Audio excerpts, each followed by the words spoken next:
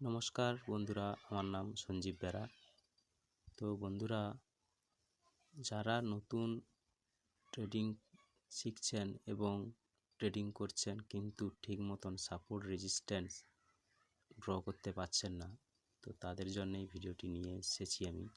তো বন্ধুরা, স্কিপ না করে ভিডিওটা দেখুন, দেখলে সাপোর্ট এবং রেজিস্ট্যান্স ড্র করতে আর অসুবিধা হবে না। তো চলুন বন্ধুরা, ভিডিওটা শুরু করা যাক।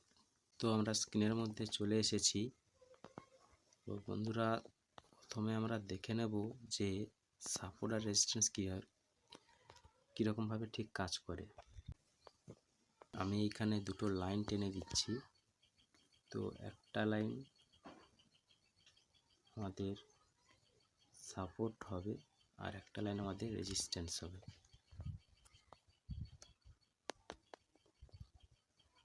তো বন্ধুরা, যখন প্রাইস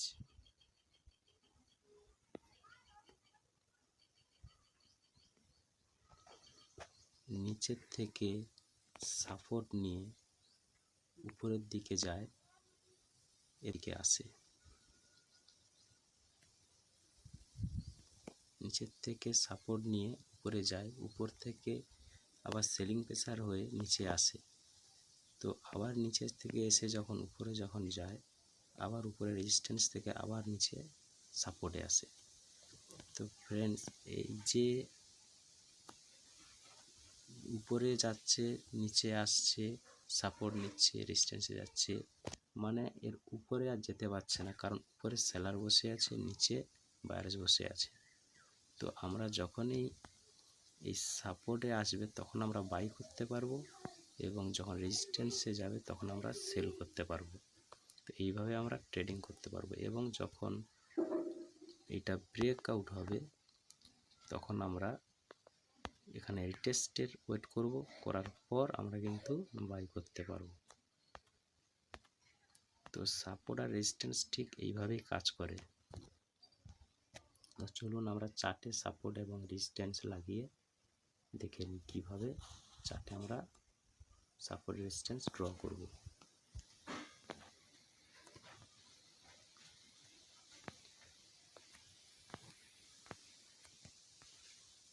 তো বন্ধুরা, এখানে আমরা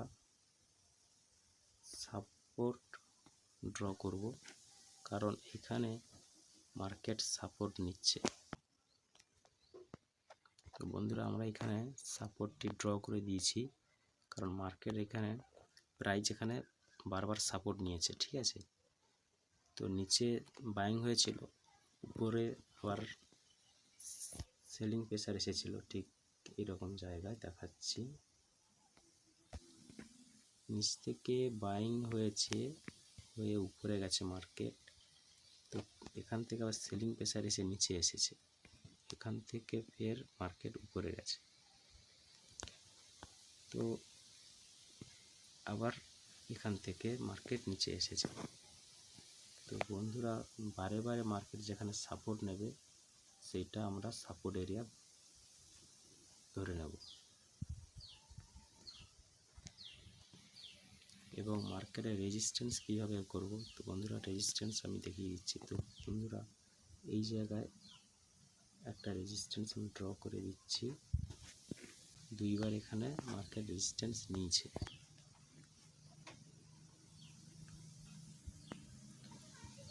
তো প্রথমবার যখন মার্কেট যখন এই নিচের থেকে যখন উপর পর্যন্ত বাইং দেখিয়েছে, এখান থেকে সেলার উপর থেকে আবার মার্কেটকে নিচে যাওয়ার চেষ্টা করেছিল, কিন্তু নিয়ে যেতে পারেনি।